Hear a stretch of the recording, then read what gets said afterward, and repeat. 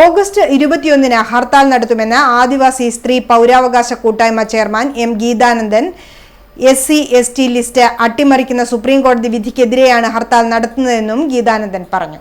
പ്രകൃതി ദുരന്തത്തിന്റെ പശ്ചാത്തലത്തിൽ വയനാട് ജില്ലയെ ഹർത്താലിൽ നിന്ന് ഒഴിവാക്കിയിട്ടുണ്ടെന്നും എം ഗീതാനന്ദൻ പറഞ്ഞു.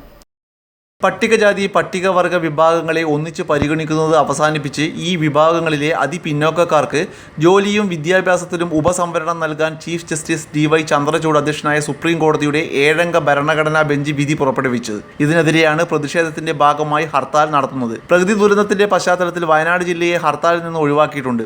അപ്പോൾ BJP ഗവൺമെന്റ് കാര്യം പരിശോധിച്ചിട്ട് അവരിപ്പോൾ ക്രിമിനൽ നിങ്ങൾ നടപ്പിലാക്കിയാണ് പറഞ്ഞത്.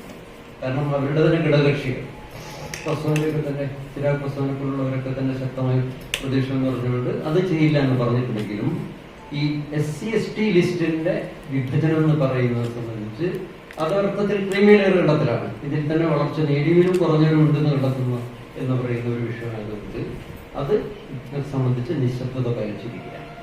അപ്പൊ ഇന്ത്യ മുന്നണി കാര്യത്തിൽ ഇത് അങ്ങനെ വിഭജിക്കാൻ പറ്റില്ല എന്നുള്ളൊരു പൊതുനിലപാടെടുത്തിട്ടുണ്ട്. അപ്പോൾ കേരളത്തിൽ ഞങ്ങളിതിപ്പോൾ വിശദമായി ചർച്ച ചെയ്ത് 90% SC/ST സംഘടനകൾ ഇതിനോടൊപ്പമാണ്. ഒരു ദളിതാദിവാസി സ്ത്രീ പൗരാവകാശ കൂട്ടായ്മ കലക്റ്റീവാണ് ഇതിന് നേതൃത്വം കൊടുത്തത് എങ്കിലും കേരളത്തിലെ മുഴുവൻ സംഘടനകളും ഇതോടൊപ്പമുണ്ട്.